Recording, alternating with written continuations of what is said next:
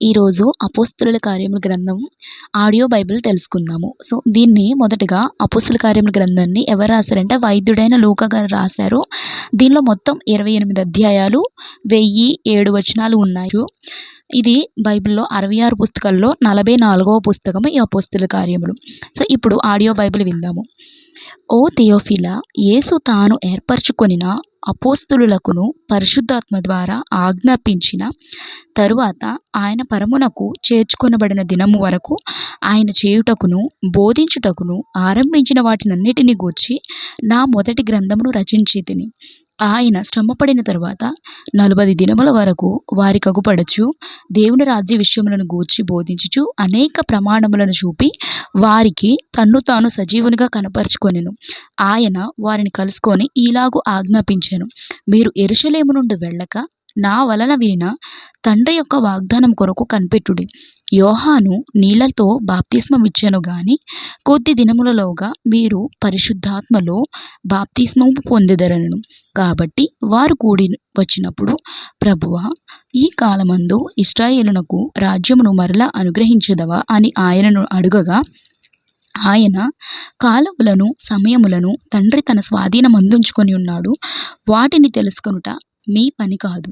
అయినను పరిశుద్ధాత్మ మీ మీదికి వచ్చినప్పుడు మీరు శక్తి నొందెదరు గనుక మీరు యెరూషలేములోను యూదయ సమరయ దేశములయందంతటను భూదిగంతముల వరకును నాకు సాక్షులై ఉందురని వారితో చెప్పెను. ఈ మాటలు చెప్పి వారు చూచుచుండగా ఆయన ఆరోహణమాయెను. అప్పుడు వారి కన్నులకు కనబడకుండా ఒక మేఘము ఆయనను కొనిపోయెను.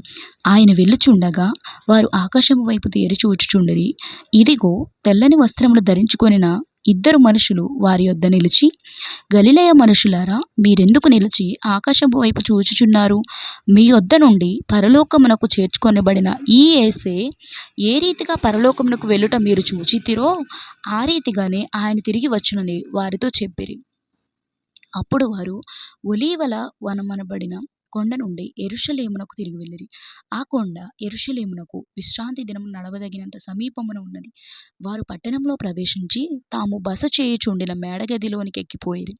వారెవరనగా పేతురు, యోహాను, యాకోబు, అంద్రెయ, ఫిలిప్పు, తోమా, బర్తలోమయి, మత్తయి, అల్ఫయి కుమారుడగు యాకోబు, జెలోతే అనబడిన సీమోను, యాకోబు కుమారుడగు యూదా అనువారు. వీరందరును వీరితో కూడా కొందరు స్త్రీలును యేసు తల్లి అయిన మరియయు ఆయన సహోదరులను ఏక మనసుతో ఎడతెగక ప్రార్థన చేయుచుండిరి. ఆ కాలమందు ఇంచుమించు 120 మంది సహోదరులు కూడి ఉండగా పేతురు వారి మధ్య నిలిచి ఇట్లనెను, సహోదరులారా, యేసును పట్టుకొనిన వారికి త్రోవ చూపిన యూదాను గూర్చి పరిశుద్ధాత్మ దావీదు ద్వారా పూర్వము పలికిన లేఖనము నెరవేరవలసి ఉండెను. అతడు మనలో ఒకడిగా ఎంచబడిన వాడై ఈ పరిచర్యలో పాలు పొందెను. ఈ యూదా ద్రోహము వలన సంపాదించిన రూకలనిచ్చి ఒక పొలము కొనెను. అతడు తలక్రిందుగా పడి నడిమికి బద్దలైనందున అతని పేగులన్నీ బయటకు వచ్చాయి. ఈ సంగతి యెరూషలేములో కాపురమున్న వారికందరికీ తెలియవచ్చెను గనుక వారి భాషలో ఆ పొలము అకెల్దమా అనబడి ఉన్నది.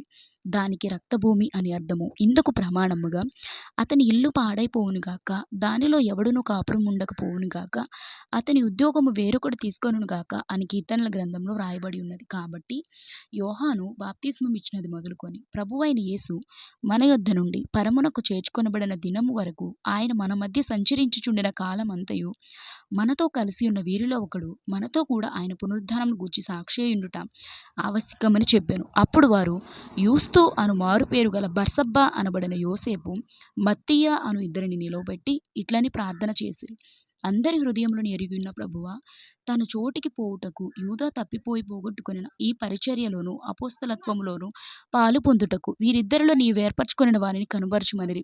అంతటా వారు వీరిని గూర్చి చీట్లు వేయగా మత్తీయ పేరట చీటి వచ్చెను గనుక అతడు 11 మంది అపోస్తలులతో కూడా లెక్కింపబడెను. ఆమేన్.